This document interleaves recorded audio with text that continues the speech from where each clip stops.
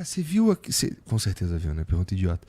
Mas, porra, aquele documentário, o Vale o Escrito sobre o Jogo do Bicho. Aquilo ali, cara, eu comecei a explicar pros outros por que eles deveriam assistir aquela porra ali. Muito louco. Tá ligado, cara? Aquele é o Rio de Janeiro em audiovisual, Aquilo ali é o Rio de Janeiro em audiovisual, cara. Que nem a gente tava falando antes aqui que era esquisito pra mim conversar com uma pessoa que não sabia o que era um tiro de traçante. Ver aquele documentário ali é ver, por exemplo, porra, entender quem que era o maninho que, sei lá, meu pai falava. Tá ligado? Então, é de fato a história do Rio de Janeiro. E eu me interessei muito sobre aquilo ali, porque os personagens, eles são muito fortes, cara. Tá ligado? Como é que tu foi parar no estudo do Jogo do Bicho? Eu li um livro do Chico Otávio e do Aloysio Piar, um livro clássico, lançado há muitos anos, chamado Os Porões da Contravenção. Ah, tô ligado, porra. Classicão total. Sim. É uma descrição do Jogo do Bicho. E assim, ô Igor, as pessoas avisam isso há muitos anos.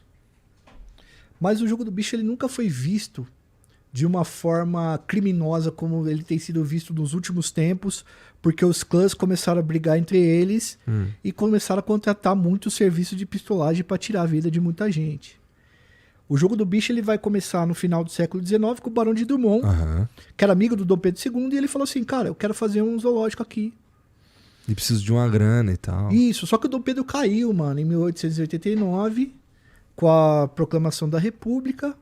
E aí o Barão de Drummond não tinha mais a grana do Estado para poder fazer a parada, tá ligado? Não tinha mais apoio, virou república. Os militares não curtiam muito ele e ele precisava de um jeito de financiar e trazer as pessoas. Então ele inventou o jogo, mano. Ele pegou de um florista que trabalhava com isso, que era assim, ó, ele te vendia o ingresso e aí você escolhia qual bicho você queria ver e no final ele abria uma jaula, abria uma cortina com o animal, se o animal estivesse lá você ganhava 20 vezes o preço do ingresso. Mano, isso começou a rodar nas esquinas e eles contratavam muito viúva, mulher separada, ex-detento, para fazer esse trampo. Então se popularizou muito rapidamente no Rio de Janeiro, que quanto mais as pessoas vendiam, mais elas conseguiam comissão. Só que daí chega um determinado momento em que o Jogo do Bicho ele fica tão grande que os banqueiros do Jogo do Bicho começam a se apossar de vários pontos. E aí os caras pegam e adotam o Jogo do Bicho como um jogo de loteria ilegal. Com a proibição do Jogo do Bicho feito, os jogos de azar feito pelo Vargas, aí entra mesmo dentro da contravenção. E aí quem tinha dinheiro, vez, né? isso, aí quem tinha dinheiro conseguia manter os pontos, quem não tinha não conseguia manter.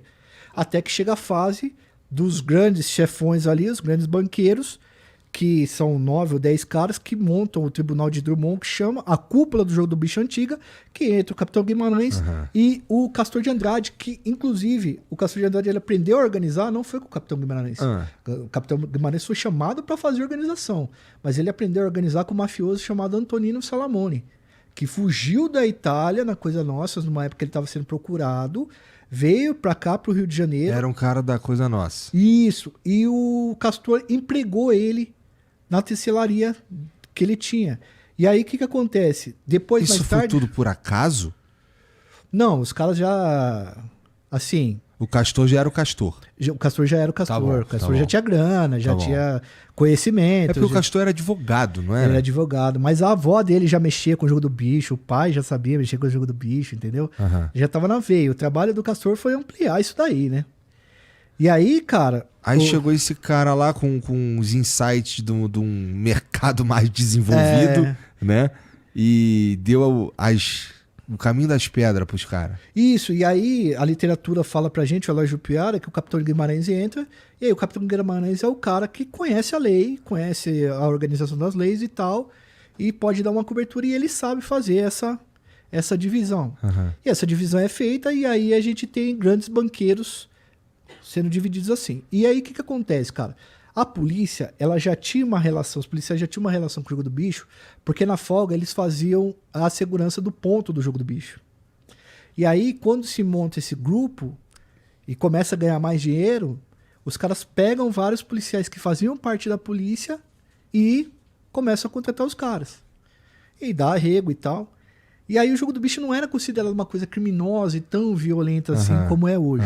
Apesar dos caras terem mandado, segundo a literatura nos contos, executar gente. A coisa começa a ficar feia quando esses caras mais velhos começam a falecer, mano. Entendeu? No final dos anos 90, o Castor de Andrade tem um infarto, jogando baralho. Ele falece e aí tem 2 irmãos ali. Tem o filho dele, que era Paulinho Andrade, que era um cara que era mais ligado ao carnaval, essas coisas e tal. E ele era um cara que... Ele queria tocar o negócio, mas ele não tinha tato pra coisa, entendeu? E esse lance do carnaval, cara, o jeito que eles chegaram pra dominar mesmo o carnaval, também foi o que fez o carnaval do Rio ser o carnaval do Rio, né? Eles potencializaram bastante, cara. Então é foda, porque assim, como é que a população fica contra esses caras? Porque esses caras viram os padrinhos deles. Cara, e não é só a população. O que acontece? Os caras, eles sacaram que eles precisavam fazer uma limpeza no nome. Exatamente. A gente começa com o Natal da Portela, que era um bicheiro famoso também, que ele começa a ajudar a Portela com o dinheiro que ele ganhava. E depois esses caras montam a Liese e falam assim, não, a gente vai ter uma escola cada um e vai ser o momento da gente brilhar, o momento da gente ser rei. Lembrando que ainda é a Liesa que cuida do Carnaval do Rio. Isso. Né? Só que assim, canais de TV, por exemplo, a Rede Globo, ela começou a chamar os caras de contraventores, diferente de criminoso. Totalmente diferente. No Rio, uma quadra de samba... Tem uma fala famosa do Castor. Bicheiro tem que ser tratado igual bicheiro, pô. Não é igual o traficante de droga. A gente é bicheiro, pô. Não, os caras perguntam pra ele assim, pô, por que você não compareceu ano passado aqui na Mocidade, né, cara? Tá, não, mas eu tava em cana, a mulher meteu eu preso. A Denise François meteu eu preso, mano. Então ele falava assim, pô, falando pra todo mundo. A gente não pode esquecer que o samba, o carnaval, é uma coisa que é cultural da comunidade, do Rio e tal. E, cara, o Rio de Janeiro, a galera se encontra numa quadra de samba, né, cara? Então parece que todo mundo deixa a formalidade de lado e convive naquela informalidade e isso tem os seus traços de desdobramento na realidade cotidiana. E esses caras no carnaval, eles ajudaram a mudar o Rio de patamar também. O Rio de Janeiro, pela magnitude do carnaval, ele acabou virando um local turístico que é muito procurado, mano, entendeu? A Rede Globo ganhou muito dinheiro transmitindo o carnaval. Cara, não é incomum ver os caras lá, que todo mundo sabe que são os contraventores lá, de abracinho com os caras, desfilando lá, aí tira foto com, sei lá, com alguém famoso, tira foto com o prefeito, tira foto com o Boni, né? Então, porra, faz parte do Rio de Janeiro essa parada aí, o jogo do bicho. O jogo do bicho. Mas assim, hoje não é só o jogo do bicho, né, mano? Hoje os caras mexem com um monte de coisa, com um monte de jogo legal, né? Um monte de coisa. O jogo do bicho ele deu uma decaída no final dos anos 80, início dos anos 90, e depois os caras foram dominando outras regiões e outras atividades. Teve a época do caça-níquel. Isso, né? A maquininha caça-níquel hoje é uma das principais atividades, mano, sabe? Tipo assim, a forma de você conseguir dinheiro naquilo ali é muito mais rápido. Ah, é? Você já conheceu alguém viciado em maquininha? Não. Viciado não. Eu já joguei na maquininha, a maquininha era Copa 98. Eu botava lá uma fichinha lá, ficava rodando um bagulho assim, se caísse no país que eu escolhi, eu ganhava dinheiro. E aí eu tentava só quando assim, eu queria jogar mesmo, era um The King of Fighter. Só que se eu tivesse metade da ficha, que não dava pra comprar, eu tentava ganhar outra metade no caça-níquel. É a minha experiência com essa porra. Esse é o segredo, velho. O segredo é te dar um doce e você ficar viciado em açúcar ali toda hora, entendeu? Esperando aquela recompensa. É muito doido isso daí, cara. E aí esses bicheiros, eles começam, quando esses mais velhos começam a falecer, no caso, o Miro Garcia, né?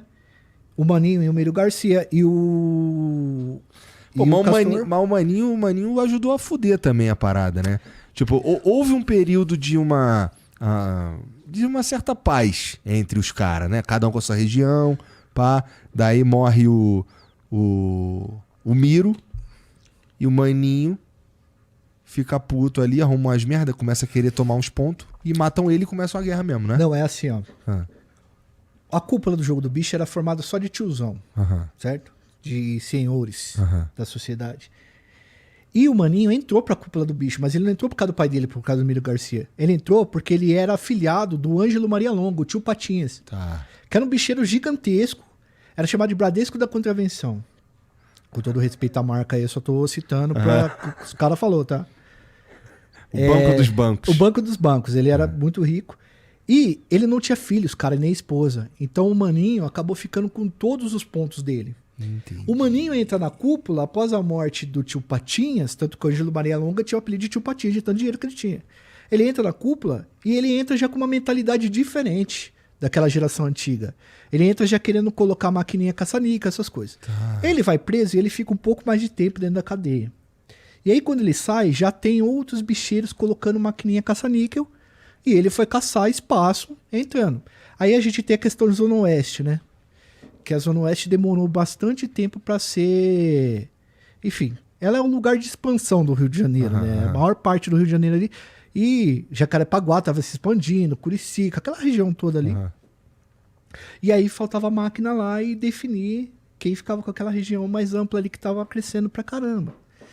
E aí o Maninho começou a entrar e colocar a maquininha no lugar que ele não deveria colocar porque ele não tinha disposição e não estava no pacto. E o Maninho também era um cara bastante violento, assim, ele dava muito trabalho, não respeitava coisas que a cúpula colocava e tal. E aí os caras executaram ele na frente de uma academia, né? Até hoje não descobriram quem é o cara, quem fez isso.